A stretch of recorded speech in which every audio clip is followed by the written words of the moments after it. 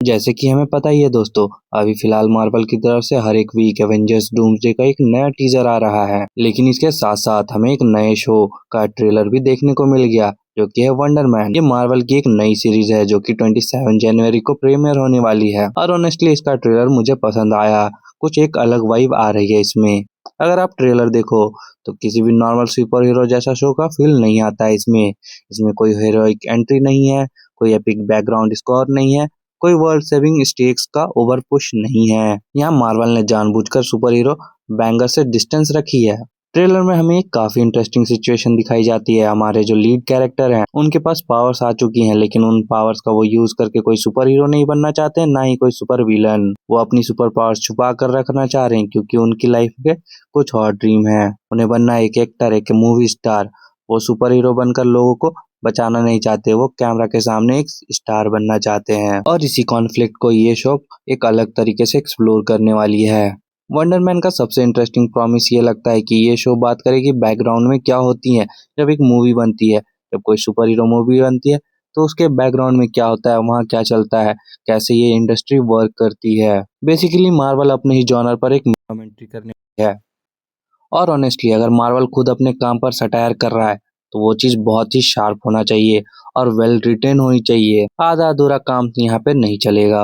And यहीं पर मुझे पर्सनली डाउट भी होता है कि क्या ये लोग उतना अच्छा बेटर डिलीवर कर सकते हैं एक सटायर पर, एक मेटा कमेंट्री पर।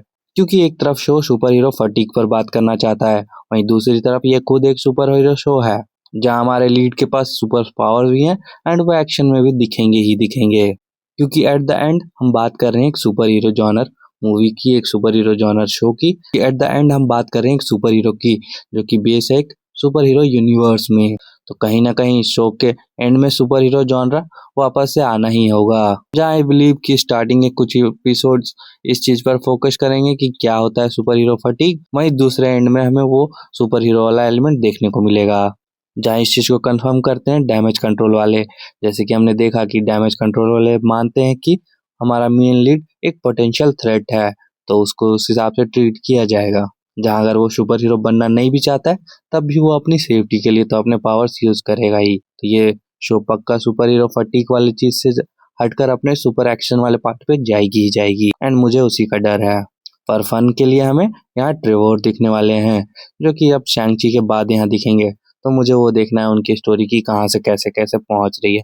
वो एक फन एलिमेंट है पूरे मार्वल में।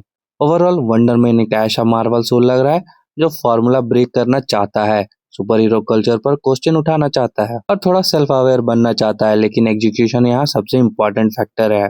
अगर सटायर वीक हुई तो शो सिर्फ एक कंफ्यूज सुपर हीरो सीरीज बनकर रह जाएगी, और अगर सटायर हिट हो गई तो यह मार्वल का मोस्ट रिफ्रेशिंग शो बन सकता है। तो दोस्तों ये थे मेरे थॉट्स वंडर मैन के ट्रेलर को लेकर। आप बताओ क्या आपको ये Meta super hero idea interesting लगा?